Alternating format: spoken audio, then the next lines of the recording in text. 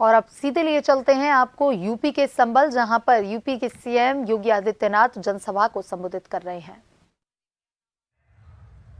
किसान अन्नदाता किसान का सम्मान हो रहा है, नौजवान को नौकरी और रोजगार मिल रहा है, अयोध्या में राम मंदिर का भव्य निर्माण भी हो रहा है, वहां राम लला विराजमान हो रहे हैं, और दूसरी तरफ माफिया और अपराधियों का राम नाम सत्य है की यात्रा भी निकल रही है।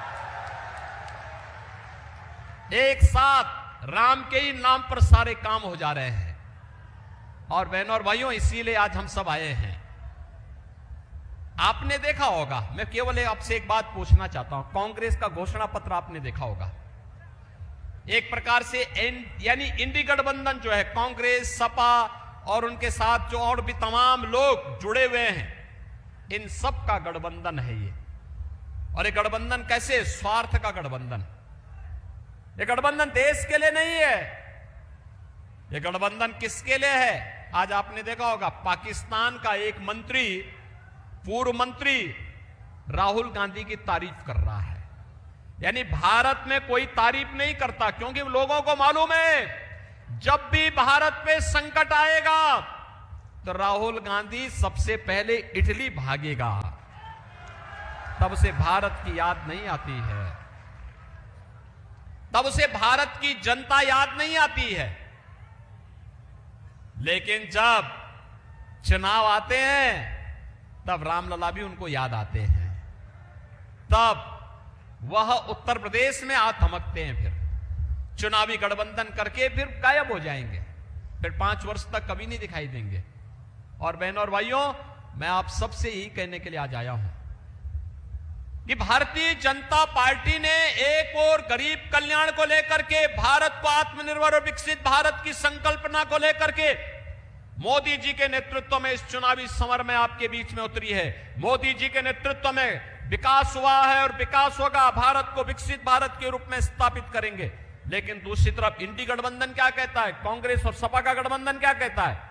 वो कहता है कि वह पिछड़ी जाति के लोगों को मिलने वाले आरक्षण को काट करके अल्पसंख्यकों को दे देगा।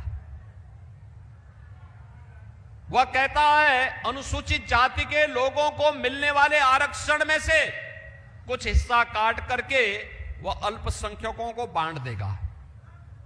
बाबा साहब भीमराव अंबेडकर ने कहा था कि धर्म के आधार पर आरक्षण नहीं हो सकता, धर्म के आधार पर आरक्षण भारत के विभाजन का आधार बना था, और स्वतंत्र भारत धर्म के आधार पर आरक्षण स्वीकार नहीं कर सकता।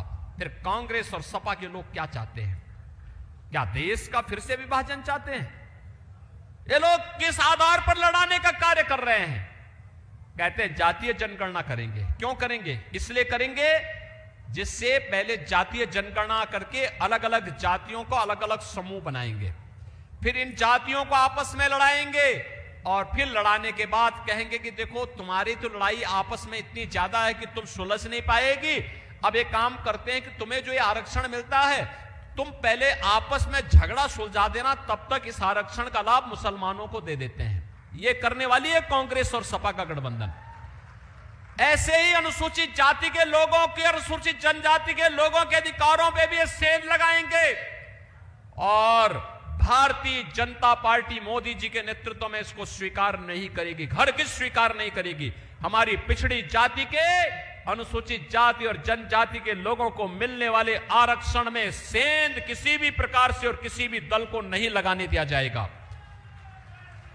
और इसलिए बहनों और भाइयों, हम लोग आए आपसे कहने के लिए, ये चुनाव नए भारत को आत्मनिर्भर और विकसित भारत के रूप में स्थापित करने का है। ये चुनाव तो अब यहां पर श्री हरि विष्णु के अवतार महाराज कल्कि के धाम को एक नया स्वरूप देने का वो चुनाव है। चुनाव उधर ही जा रहा है। आपने देखा होगा ना, लोग कहते थे पहले, अयोध्या के बारे में भी लोग यही कहते थे, क्या ये हो पाएगा? बोलते थे ना, जब हम लोग विश्व हिंदू परिषद, भाजपा के लोग नारा लगाते थे, बजरंग दल के कार्यकर्ता नारा लगाते थे कि रामलला हम आएंगे, मंदिर वही बनाएंगे, कांग्रेस और सपा के लोग हंसते थे, कहते थे अरे क्या बोल रहे हैं लोग, बोलते थे ना। ये लोग तब भी हंसते थे और तब भी कहते थे, उपहास करते थे हम लोगों का, कहते थे देखो ये कभी हो ही नहीं सकता। और इन लोगों ने उस समय क्या कहा था, सपा ने कहा था, समाजवादी पार्टी ने कहा था कि अयोध्या में परिंदा भी पर नहीं मार सकता। कांग्रेस के लोग कहते थे राम हुए ही नहीं। और जब न्यायालय फैसला देने लग गया तब इन्होंने क्या कहा था, इन्होंने कहा था अगर फैसला कोर्ट ने कर दिया तो खून की नदियां बहेंगे।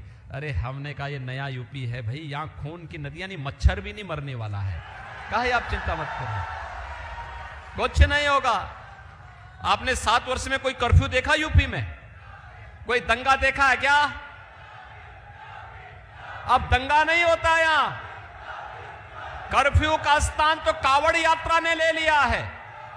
और इसलिए भाइयों बहनों, मैं आपसे कहने के लिए आया हूं, भारतीय जनता पार्टी ने धारा 370 कश्मीर से हटाई, भारतीय जनता पार्टी ने काशी